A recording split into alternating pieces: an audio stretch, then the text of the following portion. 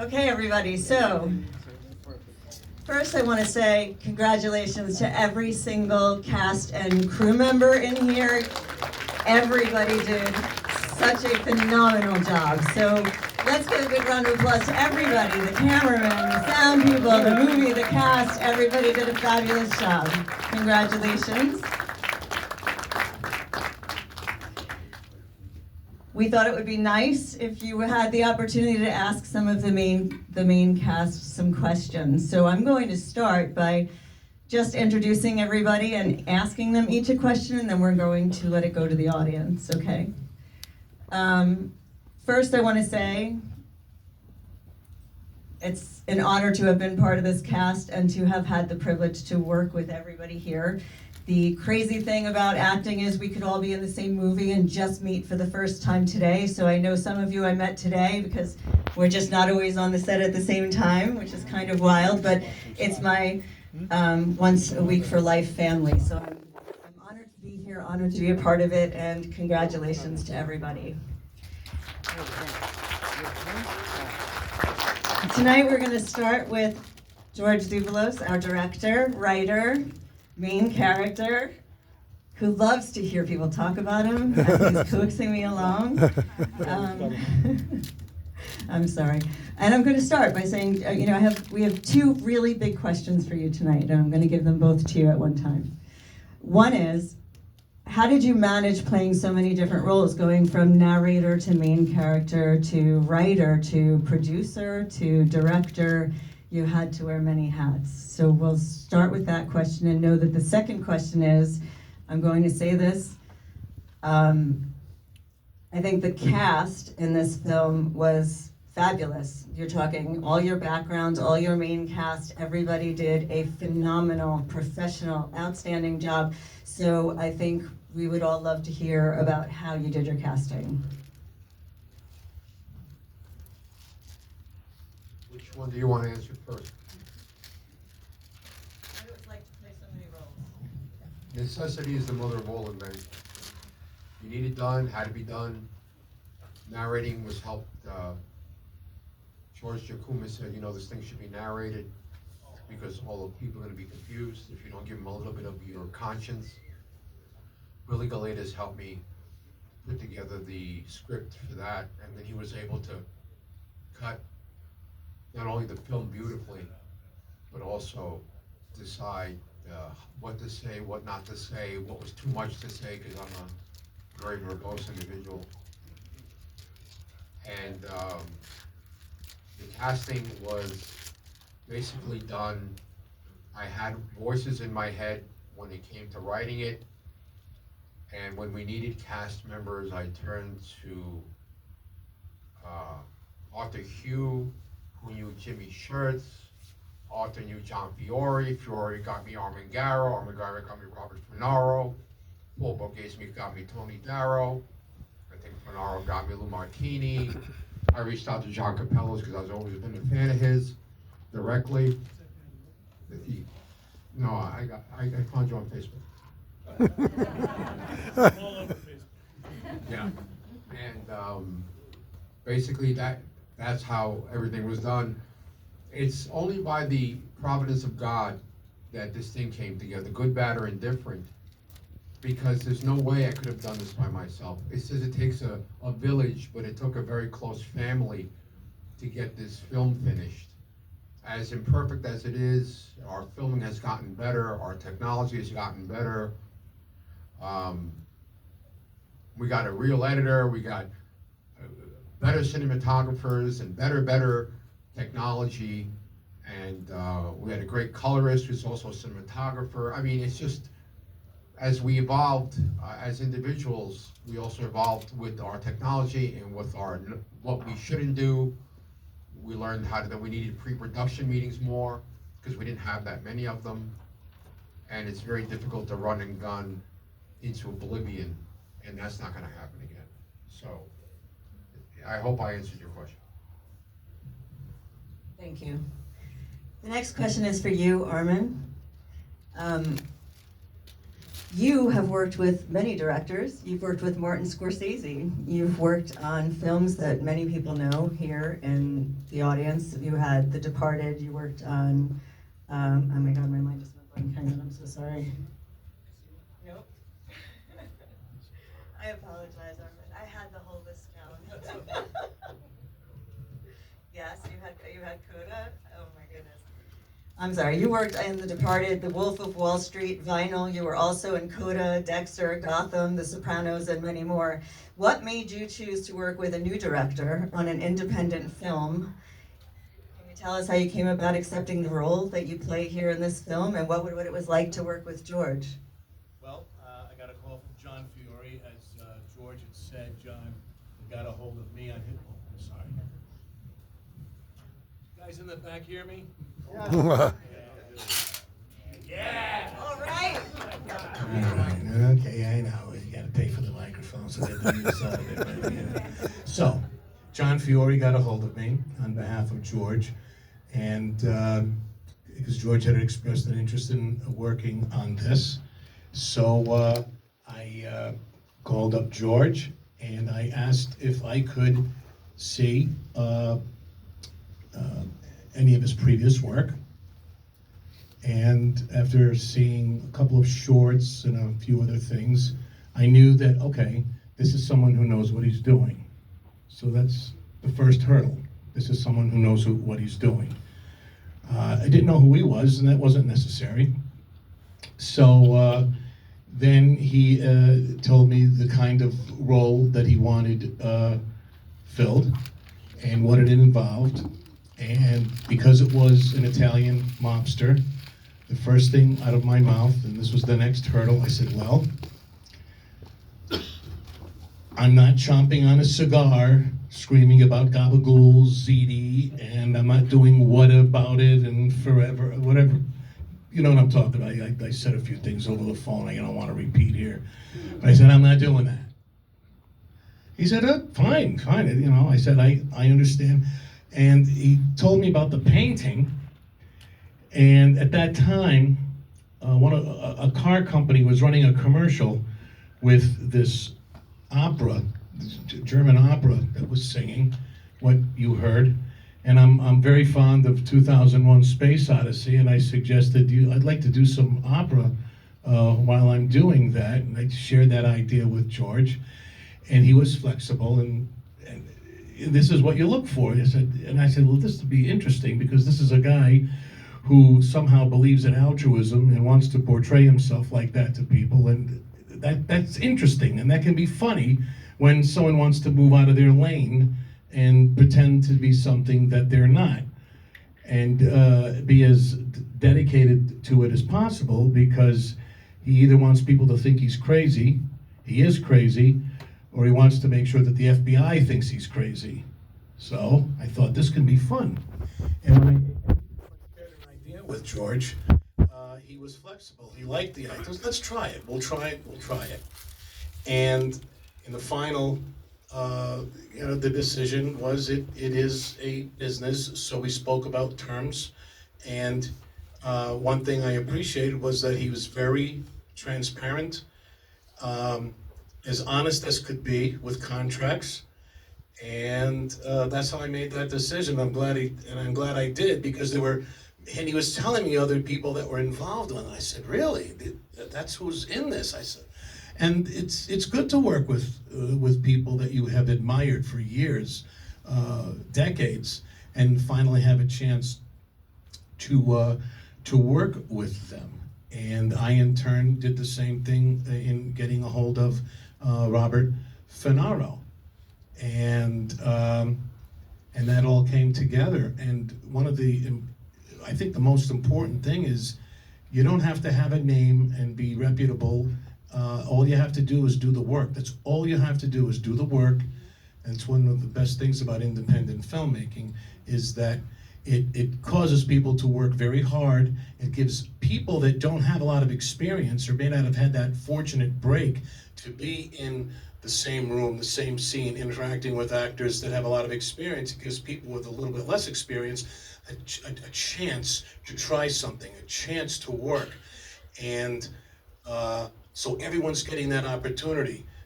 If they have actors at this level, they're getting a chance to new, because they're very used to hearing, no, Armin, we're not going to try that. We're not going to try that. Nice idea, but we're not going to try it. But in an independent film, you might get a chance to try it, and on and on and on it goes. So I think it's Coda was an independent film. Coda was an independent film. Nobody associated with the production of that, with the exception of Matt Marland, it won Best Picture. It won the Screen Actors Guild Awards for the Outstanding Cast. It won Best Supporting Actor, Troy Kotsur. Best Screenplay, an independent film.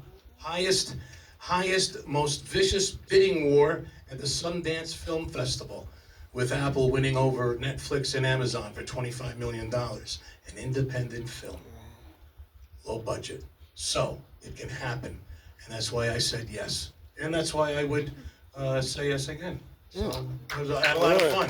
I got to meet a lot of great people, and I would do it again. Very good. I'm just teasing. Okay, thank you so much. How did we like that painting scene? Did everybody like that yes. scene? Was that not incredible? Oh my God. All right. All right. I told George, I said, just don't tell the guys what I'm gonna do. Just don't tell them. Oh, all right. They saw the easel, they saw the way I was dressed. I said, just do not tell them anything. Because he had 4 cameras running, and that's how he got that. Nice. That was great. Nice. 6 cameras. Woo! 6. And we gotta thank our DP, George Jakumas. Where you at, George? George, raising his hand again. It's never gonna happen. So we did. That's why everybody works with George. You see that? Because we did it. Okay, so John Capellas. Did I say that right? Yeah. Okay. He's like, yeah, kind of. Okay. John was born in London, Ontario, Canada, known for his roles in films such as Big Sky, The Umbrella Academy, The Shape of Water, and television shows such as Justified, Graceland, Desperate Housewives, Days of Our Lives, Ladies, and many more. So, John, I just wanted to ask you, you have a wealth of experience in both film and television. What made you choose to accept a role in an independent film with a new director who's quite upfront about the fact that he's playing many roles and it is a low budget? Well, because I love a person who's multi-talented. I think that the business per se does not trust people who are multi-talented, unfortunately. They tend to, want you down to your one sheet. I think George, George, like Armin said, it was intuitive. He cast actors and allowed us to explore. I just thought that it was worth doing, and I think that George is very, very ambitious and does something that a lot of people don't have the ahithya to do in this business, which is to go out and front a project and say, I'm going to do this and this and this and this. I think it requires a lot of skill and it requires a lot of applause. When people start a parade, sometimes you don't know who ends up behind you, and look what happened here. I don't think that the film is perfect, but I don't think any film is. This is the first time I've ever seen it. I thought it was much funnier and much more humorous and much hipper than I was expecting. I thought that your performance, your slaggy, drugged out performance was really kind of incredible. I mean, there should be a lot of other people up here because I have a teeny part, but the whole sequence of that yacht scene I thought was fucking great. I just loved all the guys at the beginning. I think that there was a texture to the movie that, I keep on referring, when people ask me about this, there's a Sidney Lumet type of quality to the movie. And everybody tries to capture this 70s vibe, but in a lot of ways you captured stuff that was not self-consciously of that period, but there was an atmosphere in it. Well, Cassavetes is our god, right? But you know, without overstating it, I thought that it was really an interesting thing to be a part of, and I'm really excited and happy that I am. That boat scene was Jimmy Schertz, Robert Fennell, that's in Atlanta, Stu Rapogel, and Owen Burke, who couldn't make it from Boston. There he goes, right there, the red-headed reindeer. I mean, I shouldn't be up here. You guys should be. I just wish we could have everybody up here because I really think everybody deserves that moment. So just know that you're in the thoughts, right? Everybody's here, we're thinking about you, and you're included in the whole great job, everybody. I just want you to know, so. We should all stand up. We should just see where they are. Come on, everybody. You heard the guy, come on, everybody stand up. Everyone who's part of the cast and crew. All right, I stood For up. life, come on, my Once a Week for Life family. Yeah! Yeah! Now that is one heck of a room filled with a lot of talent, man, I have to say. Well, That's a lot of talent to have in oh, one look, room. I stood up too. I think that in and of itself is a testament to who George is, to be honest with you. To have that many talented people in a room. Mr. Tulane. Okay, you also were born in London, trained in drama, acting in London, in England, okay. Not, right, correct, not Ontario. Right, the other London, the real London. I gotcha. And you trained as a stage actor in the 90s. You came here to the United States, you jumped into some TV work. We've seen you in Night Agent. I loved that. I have to say I binge watched Night Agent, that is true. Night Agent, The Blacklist, Blue Bloods, FBI New York, Walking Dead, Person of Interest, One Tree Hill, Dawson's Creek, and many more. Today we had the pleasure of seeing you in Once a Week for Life. Something drew you to this project. I'm going to ask you similarly what we asked everybody else. What made you come here and work with George? He's a poet. He's just so you know, coming soon. He's written a novel as well, which is more poetic, and I think that's what got me. The first notion was to do a short. I remember I'd met him because I directed a play with a mutual friend of ours.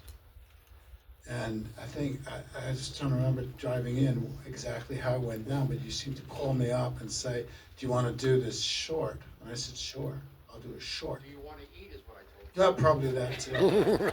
Probably that, we did a lot of it. But, so, I am Shakespearean. I've done a lot of Shakespeare. And so I know that sound, and it's a sound thing, it's a rhythm thing. It's not a sense thing. It's not an intellectual thing. It's a rolling thing. And when I got, and it was excessive. He's an excessive writer. And so I read it and I thought, you know, this in the cafeteria scene with Tom and Robot Danny, that those speeches roll. They have a beginning, a middle, and an end.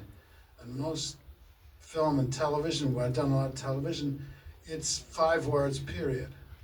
3 words, period. It's awful, you know. And so from a theater background, having that, feeling that like it's a transfusion. And I also would say that I remember, because I was doing this TV stuff, and I got asked to do a film, Nick Cage movie up in Atlanta, Nick Cage and Don Johnson. And so I went to do this thing, and I've been doing all this television, doing my Blacklist, and it's uncomfortable work. And then you go and you do a film, like a proper film, and it suddenly goes from 180 to 360. You feel like you're being covered totally, you're being attended to totally. And every part of you is telling the story. It's a cliche, but every part of you is expressive on a film. And so it's the kind, it's the nature of the beast, but then the George's way of, like he wrote poetry, and then I'd come in and say, you gotta cut this poetry. And he could do that. So that's the thing for me. I mean, I didn't know when I was coming in it was gonna be like that. What brought me in was the words, the language, the poetry. Very nice.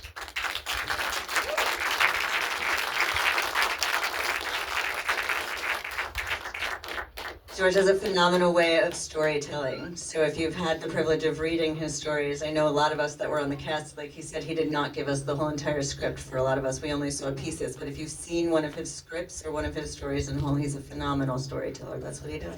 Isn't that what we do? We tell stories, right? When we're making films and TV, we're telling stories. So he's a phenomenal storyteller. So we can't do any of this without producers, right? Nicholas Levis. I'm so sorry. I said it 14 times from the last time I saw you. Nicholas Levis. Nicholas Levis.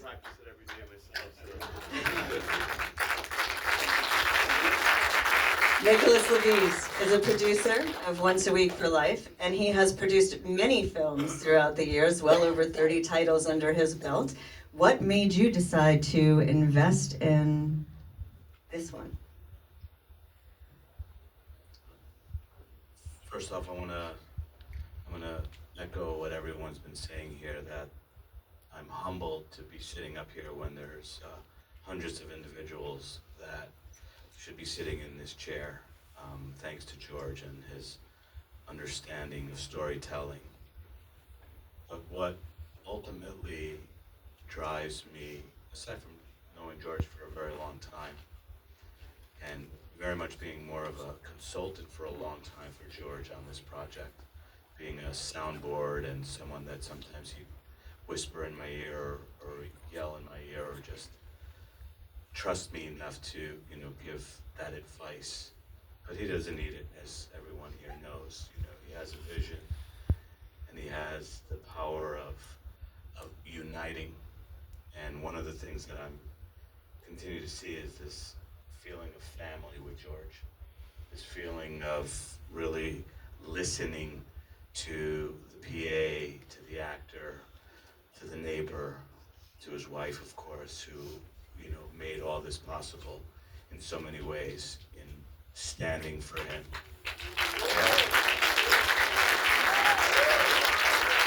Yeah, where is the superstar here? There she is. Yeah. Because I, obviously knowing the family structure that George maintains in his four walls, but he expands that out and expanded out to this picture, and obviously this is just the beginning of many, many more for him. And being able to sort of visualize that eyeballs were needed for this, and finding the right distributor and the right sort of George Zuvalos fit. We were lucky enough to work with Steve and the Stonecutter team on this. I don't know if they're still here, but I don't know if Steve's here, but I'm gonna answer this, and I meant to keep this short, so I appreciate everyone's patience, but one of the things that separates, everybody hears about the 1%, right? The 1% in wealth, the 1% in this. Being here today has brought us into the 0.1%. So many people start with a script, start with a vision, but George's ability to finish what he says he's going to do is what drives me to continue to want to work with him and all of us. When he says something, it's going to get done. And the other 99.5% can't do that, but George has that ability. Thank you, George. Thank you. Now you've heard enough of my questions for them. How about you guys? Does anybody out there have a question for anyone up here?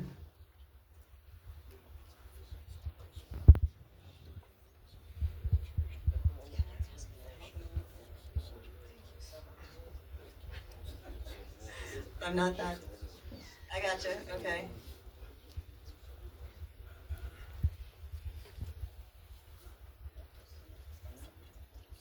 wanted to congratulate all of you for your efforts today. And my question is towards production. How much percentage-wise was spent on pre-production and post-production? And which one was heaviest in investment of time and resources?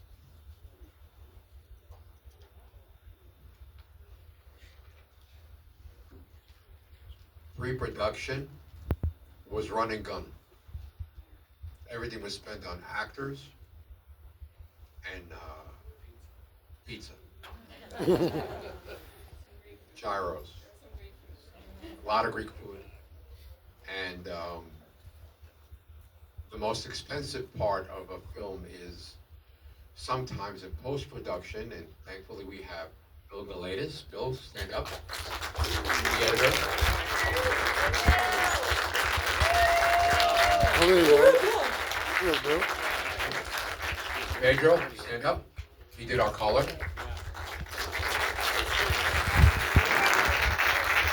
Oh, there you go. He's up in the We front. have our new friend in town, Adam Freeman, came in from California. He masters quality controls films for Stonecutter and for many others. Adam, where you at? Yeah, he doesn't want to get up. Well, Adam has quality controlled the film, so as a prerequisite for distribution. And Steve Carroll is here from Stonecutter, and so is his team. So a big round of applause for Steve. Jane Owen, our public relations in from London. Did an amazing job. Donna Martouche. Thank you, Donna. You always do a great job. And if I didn't mention somebody tonight, I apologize. It's just that I'm still cold from outside. And I'm sure it's cold in here too, but it's just me, maybe. But that's the answer to that question.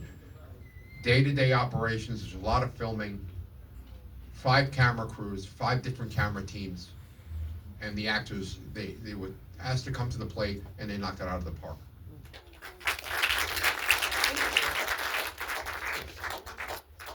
It's a great question. That was one of my questions too. I see a hand.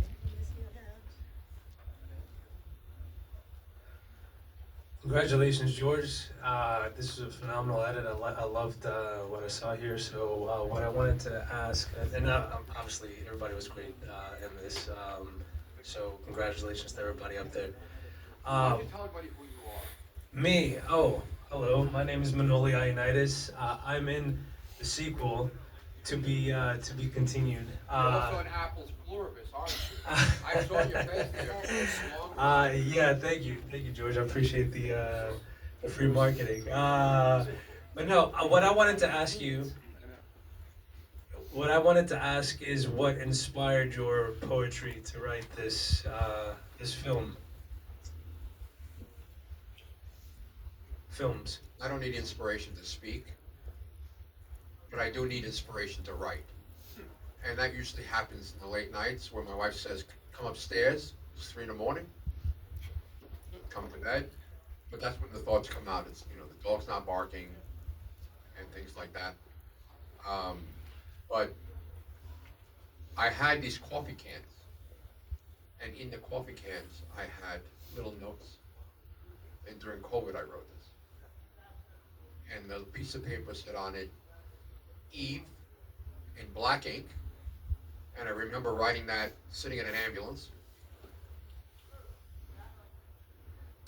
And I ran out of black ink, and I used the Uniball, the predecessor to the Uniball gel pen.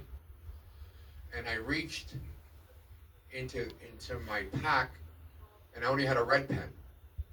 And I wanted a red pen because I never write in red. But teachers always gave me bad grades in red. So somehow the notes that my parents used to get, that says, George is an ass, was always like a condemnation.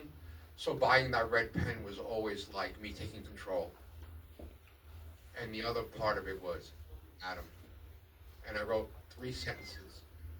And that was the first piece of paper I took out. And I closed the yellow lid, and all the pain and memories stayed underneath that yellow lid, almost not to open again until I decided to write another story. That's how I did it.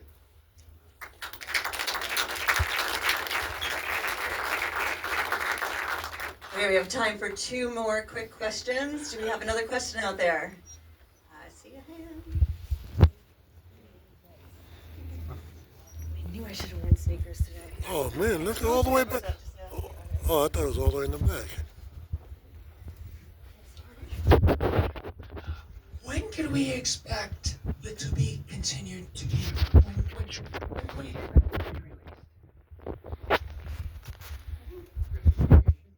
Yes. A continuation. I'm gonna have to consult with the producer and the distributor because it's finished. It's finished, it's ready, it's on Adam's desk, but we still gotta see if it's really finished. We gotta speak to some guy named Doug, and some guy named Steve, and Jane Owen again, and I'll let you know if it's 100% finished, because if actors know anything about me, it ain't over till it's over. And it's never, the script writing is never done until the editor's done cutting, right, Billy? Correct. That's correct. Once the loaf has been pinched. Is there one more question out there? Do we have another? Okay. Oh, last one, okay. Thank you. Hi. Amazing job. I've got. Tell people who you are. Hi everyone. My name is Mary. I'm the oldest of the 4. Whoa, I have to say I've gotten to see a lot of the process of this film get made, and I'm very proud to have seen it today in July and throughout the last few years. What was your favorite part of making this or creating this? I know there's a lot of hard things that go into it, but what's something good? I have my favorite scenes in the film. And I think none of them are with me in them. Just to let you know. Hey, what about Takis Babakakis? That's one of them. What the fuck is Sanchez is one of my favorite scenes. Okay, because we had so much fun filming it. Unfortunately, why don't you get up? Where are you? Nick Caras. Taki! Taki! Poor Nick. When I expressed him what I needed done, I said it won't hurt a bit. He got a black eye and his neck was red furred, and black and blue for like a week. Yeah, he couldn't duck fast enough. So stuff like that. The best part of my favorite part of finishing every scene was watching how much better the acting was in the writing, and how much better the ink that dried on parchment. The actor brings the parchment that soaks up the ink, and then I get from the actor, including myself, my take, their take on what my character was. And as long as they stick to the flavor of the character and they inject themselves in it, that's my favorite part of acting, is watching it come to life. Favorite part of filming too. That was my favorite part of working with you. I just want to say. I mean, I think that's what all of us were saying. That was kind of our favorite part of working with you, George. Is like we would rehearse the script, we would go over it, and I would say, that doesn't fucking sound like anything I would say at all in this situation. And it's hard to tell, right? Because we did 8 hours of filming, you see only a minute of it on a screen, but you went through it and you stop and you say, well, how would you say it? And not every director would do that. I've been on many sets throughout the world. That is not what some directors are very okay with it. But George was like, let me see. I'm kind of curious. What does that look like for Donna? How would that show up? And he's always willing to play with another view of something, which I thought is fabulous. And it also allows you to really show up, given that opportunity. So I think that that's amazing. George, would you like to tell everybody that we have some great news about April streaming, where we can find Once a Week for Life coming up? Sure. Once a Week for Life, thanks to Stonecutter and through Nick's efforts, and through Steve Carroll's efforts and his entourage, we're going to be, I can say safely, Apple TV, Amazon Prime, Google Play, Fandango at home. I'm sure I'm missing something. Cable, pay-per-view, and on June 15th, it's scheduled for the United Kingdom, Australia, and New Zealand. Oh, yeah. And if the winds blow right in our direction and the Spanish language track gets done, we'll be in the majority of the Spanish countries. And whatever other distributors and countries Steve can wrangle in, it's all on him. All right. So congratulations, everybody. You're about to be an international film. Oh. Congratulations. Right. April 14th is the day you want to look for. April 14th is the window that we need people to watch it. The more people watch it, the more it kind of shuffles up the carousel. That's the big pay window for us, so we can recoup our fees and stuff, and we can bless everybody. April 14, the day before tax day, so spend that $5.99 before the government. You gotta go give it to the government. We got food. Oh, yeah. We have spanakopita, I'm ready. spinach pie, we have cheese pie, we have chicken skewers, and we have a vegan thing that's a thing that the guy made from Tiki Restaurant in Chelsea. Great guy, Harry Nicolau, very generous of him.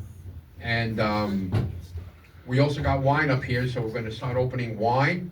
And then afterwards, I gotta stand up for this, thanks to Jane Owen and Steve Carroll, we're gonna have a little cocktail after party at a place called the 8th on 7th Avenue. Whoever doesn't have transportation, we have 3 cars that'll be available to take us back and forth to here, to where you started. So you don't have to schlep or pull your car out of the parking lot. Some parking lots close, Nick, and you guys pull my car out by 10. And thank you everybody for coming. All right. Thank you. Very good. Stay to eat, stay to eat. Just a little appetizer.